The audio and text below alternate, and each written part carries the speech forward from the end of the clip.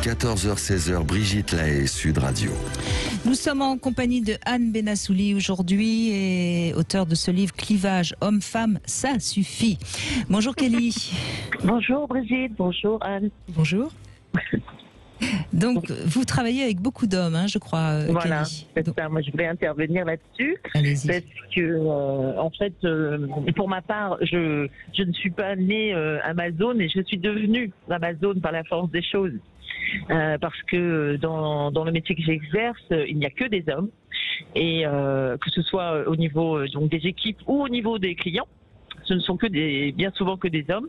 Et malheureusement, vous partez déjà avec des points en moins quand vous êtes une femme, parce qu'on s'imagine que vous n'avez pas les compétences requises pour pouvoir discuter. Il faut faire vos preuves, hein, c'est ça? Voilà, c'est ça. Donc, alors, est-ce que c'est toujours la même question? Est-ce que c'est un sentiment que vous avez, un ressenti que vous avez eu, ou est-ce que c'est une profonde réalité? Malheureusement, c'est une profonde réalité. Oui, je pense que c'est. Alors, c'est en train de changer, heureusement, mais c'est très long. Et malgré tout, il y a quand même des choses qui perdurent et qui résistent.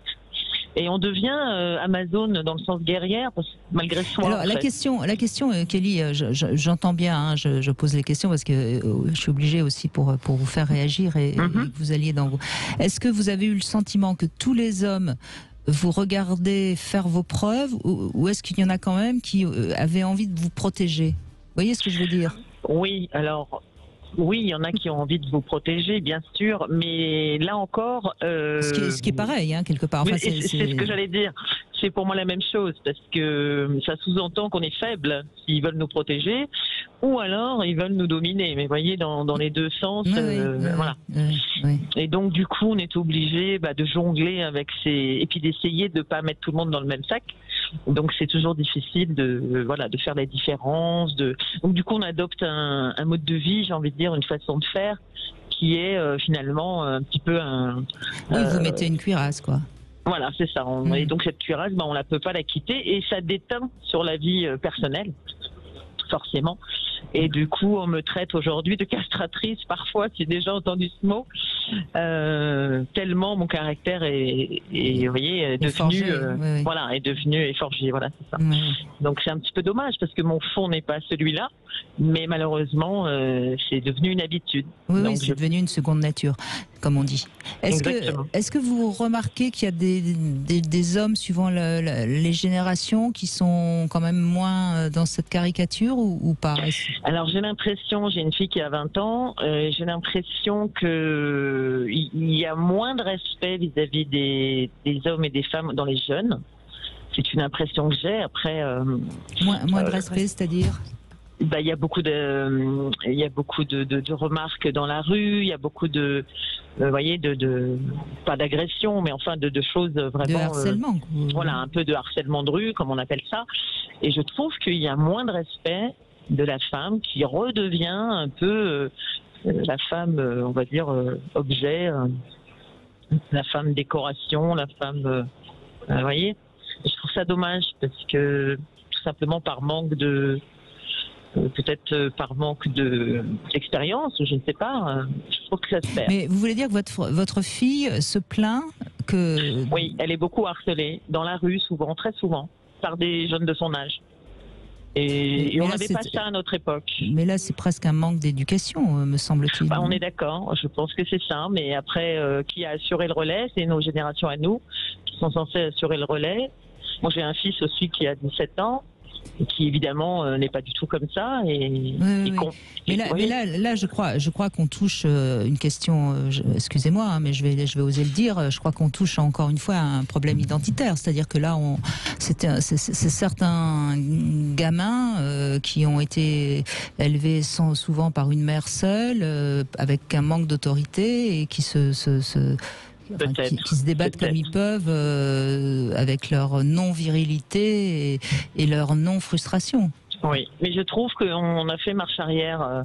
J'ai l'impression, après je peux me tromper, mais j'ai l'impression qu'on fait marche arrière au lieu d'avancer. Les femmes deviennent de plus en plus des guerrières, certes, et comme disait Anne, le processus s'inverse. Et du coup, il y a une... Des guerrières ou des victimes, en fait, hein. Voilà, c'est ça. Et du coup, il y a une espèce de réactivité de l'autre côté masculin, qui soit dans l'agression ou pas, d'ailleurs dans la soumission aussi, parce qu'il y a beaucoup d'hommes qui n'osent plus être des hommes, on va dire, par peur de blesser. C'est difficile. Je trouve qu'on est dans des relations difficiles aujourd'hui. Cela étant dit, Kelly, puisque les repères ne sont plus clairs, hein, avant c'était noir ou blanc, on était un homme, on était une femme, on était bon, il y avait évidemment il y a toujours eu des femmes qui ont été des Amazones, ou il y a toujours eu des femmes qui ont été des courtisanes. Enfin, je veux dire, il y a toujours des femmes qui ont pu sortir du lot de la femme soumise, mère au foyer. Hein. De même qu'il y a toujours eu des hommes qui ont eu une grande sensibilité, etc. Mais aujourd'hui, tout ça n'est plus clair du tout. Et donc, qui est un peu comme ça, des tas de gens en perdition, c'est peut-être, c'est possible aussi. Oui, puis c'est peut-être une bonne nouvelle en fait, parce qu'on perd tous nos repères, donc à nous de les inventer. Vous disiez du coup, vous étiez plutôt une Amazone dans le travail et que ça teintait dans la maison, à la maison. Donc du coup, est-ce que ça serait possible à la maison de lâcher le costume de la guerrière pour pouvoir vous rebrancher à votre intériorité et écouter la profondeur de vos besoins en ralentissant, parce qu'en fait après l'Amazone a besoin de ralentir pour pouvoir au moins être libre d'être qui vous êtes dans votre nature plus réceptive, ailleurs que dans ce travail qui est certes à dominante masculine. Oui, vous avez tout à fait raison, mais justement ce coup de frein est un peu difficile à faire. Donc il faut un sas entre le moment où vous quittez votre travail et le moment où vous rentrez chez vous. Et la clé, c'est ça, c'est je ralentis et je m'écoute. C'est ok, de quoi j'aurais besoin là, moi, maintenant, plutôt que de continuer à courir. Oui, vous avez raison. Tout à fait. Mais une petite application pour respirer en cohérence cardiaque, si ça prend quelques minutes et au moins ça fait un sas. Une idée comme ça. Ah oui, c'est une très bonne idée, tout à fait. Voilà, donc je voulais intervenir sur le fait que je trouve que malheureusement, alors peut-être oui, on va avoir de nouveaux repères, c'est peut-être une bonne nouvelle. Non mais Kelly, la bonne nouvelle, me semble-t-il, c'est que vous avez une fille et un garçon, et que l'un comme l'autre sont bien, quoi. Ils sont dans cette nouvelle génération dont on parlait avec Anne Benassouli, en disant qu'il y avait des jeunes qui étaient plus à leur place en tant qu'hommes et en tant que femmes. Il me semble que vos deux enfants sont bien. Oui, c'est le cas, alors, mais c'est pour ça je suis optimiste. Mais bon. Et puis même si moi je suis profondément optimiste, moi. Vous disiez je n'étais pas comme ça avant, et est-ce que ce travail avec les hommes vous a obligé à aller trouver ce pouvoir en vous, alors qu'il était peut-être pas là au départ, et maintenant vous avez fait et un peu de princesse plus jeune et la capacité d'être plus Amazone et dans votre pouvoir dans le professionnel, vous allez pouvoir danser avec les deux. Pourquoi pas? Oui, absolument. Bon, je vous remercie. Finalement, tout va bien, Kelly. Exactement. Merci de votre témoignage. Merci à vous. Merci beaucoup.